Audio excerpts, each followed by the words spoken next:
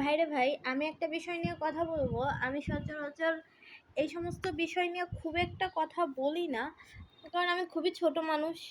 তো আমার কথা কেই বা শুনবে? তো তবুও আমার চোখে এই জিনিসগুলো খুব দৃষ্টিকটু লাগে, যে কারণে কথাটা হচ্ছে আমি আজকে বলবো। তো আমরা কালকে হচ্ছে শহীদ মিনার গেছিলাম। এমনি এই যে একটু বসি, অনেকদিন হচ্ছে বাইরে বেরোনো হয় না দুইজন একসাথে। তো দুইজন মিলা হচ্ছে কালকে শহীদ মিনার যাই, ওইখানে 20 মিনিট মতন আমরা বসি। তো তখন একটা লোক আসে আমাদের কাছে।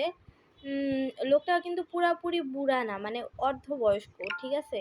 মানে একদম মধ্যবয়স্ক না, মধ্যবয়স্ক থেকে একটু বেশি। বাট তার হাত পা সব ভালো, একটা সুস্থ সবল মানুষ, একটা লোক, ঠিক আছে, একটা পুরুষ মানুষ, সাথে ছোট্ট একটা বাচ্চা, 3.5-4 বছর বয়স হবে। ওই লোকটা ওই বাচ্চাটারে দেখাইয়া প্রত্যেকজনের কাছে যে মানে এমনভাবে ইমোশনাল ব্ল্যাকমেল করতেছে, আমার বাচ্চা একটু খাবে, একটু খাবার নাই, আপনারা সবাই মিলে একটু সাহায্য করেন। আমার হাজব্যান্ডও হচ্ছে সহযোগিতা করছে। তো মানে ভিক্ষা চাইতেছে, ঠিক আছে?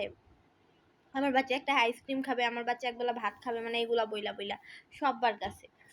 তো এখন একটা ছোট বাচ্চারে নিয়ে এরম ভাবে বললে সবারই মায়া লাগবে, এটাই স্বাভাবিক। কিন্তু আমার কথা হচ্ছে, অবশ্যই পারবে না, তারে যার যার সামর্থ্য অনুযায়ী অবশ্যই হেল্প করো, বাট সাহায্য চাবো, আজকে চাবো কালকে চাবো, মানে এমন ভাবে কেন ভাই? তোমার যেহেতু হাত পা আছে, তুমি তুমি তো কাজ করে খাইতে পারো। তুমি কাজ করে তোমার বাচ্চারে খাবার দাও, তোমার বাচ্চারে খাওয়াও, তুমি নিজে কাজ করে তোমার বাচ্চা কি শিখতেছে তোমার থেকে? তুমি তোমার বাচ্চারা পরিশ্রম করা শিখাও, তুমি তোমার বাচ্চারা তো তুমি ভিক্ষা করা শিখাইতেছো। ও যখন বড় হবে ও তো তখন ভাববে, আহা, ভিক্ষা করা তো খুব সোজা, মানুষকে একটু ইমোশনাল ব্ল্যাকমেল করতে পারলেই হচ্ছে। ও তো জানবে না যে জীবনের মানেটা কি। মানে এটা শুধু যে এই একটা এরকম না। আমি এর আগে একটা বাসায় থাকতাম, গাজীপুর যখন থাকতাম। তো গাজীপুরে যখন আমার আম্মুর সাথে থাকতাম, মানে আমার বিয়ের আগে, তখন হচ্ছে একটা মহিলা, আমাদের ওই বাসাটা ছিল 6 তলা, ওইটা 6 তলা একটা বিল্ডিং ছিল। তো নিচতলাতে একটা মহিলা থাকতো। ওই একই বাসায় তার একটা মেয়ে থাকতো দোতলাতে, একটা মেয়ে থাকতো নিচতলাতে। সে একটা আলাদা, সে হচ্ছে 5,000 টাকার একটা রুম নিয়ে থাকতো ওই মহিলা। অ্যান্ড তার মেয়ে জামাই দুইজনেই ব্যবসা করতো। ও উপরের 2 তলার মেয়েটা হচ্ছে চাকরি করতো, জামাই ব্যবসা করতো। আর একতলার যে তার মেয়েও হচ্ছে ব্যবসা করতো, তার জামাইও ব্যবসা করতো। তার দুইটা নাতি নাতকর, দুইজনেই পড়াশোনা করতো। তো মোটামুটি ভালো মধ্যবিত্ত বলা যায়।